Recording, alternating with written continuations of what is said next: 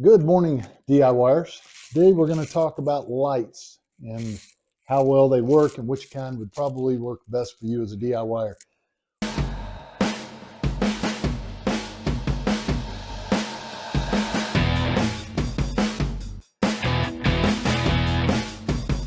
So there's a few types of lights you can actually use. This is one of my favorites and I'm going to go over that. This is probably the type of light that a lot of you have grown up using over the years. It's a halogen light. The big drawback that you have to a halogen light is the heat. They put out a lot of light, but they have a bulb inside that gets really warm. That's why it has a shield. If this gets up next to something, if you're using it in an attic, you can burn a house down if you don't watch it close. Ask me how I know. I've actually been there. This is a light made by Portacable. You can see it gets a lot of use. It is an LED, so it doesn't have that heat problem. The only problem I had with this one is these little side lights. And over time, they tend to break off as you're using them. If they had a better function here, or they didn't have those at all, maybe a bigger arm, this would be a great light. I do like the fact that it's plug-in so that you can use it all the time. Now, this is my new favorite go-to light. I love this light. It does have a couple of drawbacks, but you can flip up the arms. It has little levers. And if you flip those out, it'll raise this arm up. I mean, pretty high. That's probably even out of the screen.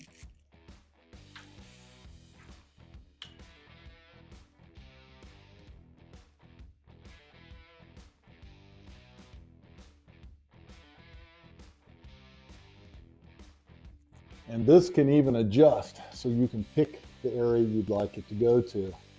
I'm going to go ahead and bring it back down so that I can show you how everything else functions and keep it all in the same screen. We'll lock it about right there. All right, so now we've got this. This will actually turn wherever we want it to. Now here's your drawback. These use the batteries, the DEWALT batteries. I would recommend the 60 volt flex, because if you use a regular battery, it runs the battery out really quick. This thing's pretty bright. It does have 3 settings, but the battery will actually slide in the bottom. I'll hold it up so that you can kind of see.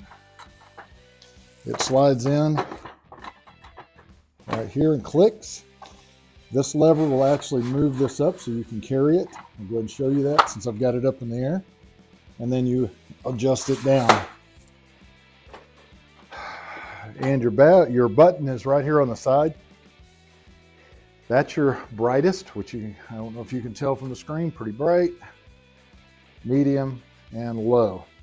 Hardly ever do I use the other settings other than bright. But the big drawback is that battery, because with using that battery, it tends to limit how long you can actually go. Now, the big battery will last longer, but the big mistake I think they made with this light was they should have had a power cord so you could use either or. Maybe that's something they'll change in the future, but this is kind of a pricey light. It runs I think I paid between $200 and $300 for this light. It stores up easily though. Go ahead and bring it back down.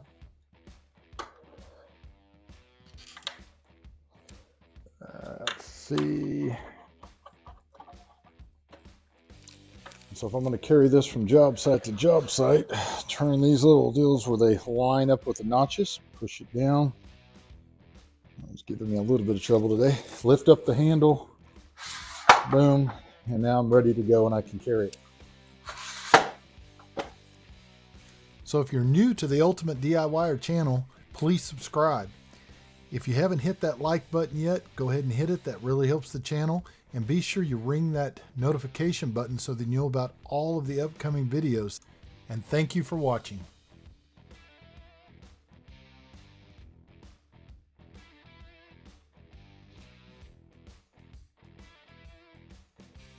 So the other little thing, the other little caveat with these lights is being as big as it is, you're kind of limited to using it in a room that maybe you're working drywall, plumbing, electrical, something downstairs. You can carry this into an attic, and I have done it. You can lay it on its side and you can bring the arm out like so, and face the light the way you want. You don't have to worry about catching things on fire because it doesn't get hot since it's LED. But that's probably the drawback. It's kind of bulky between that and the power situation, not being able to plug it in. So you have to always use your batteries.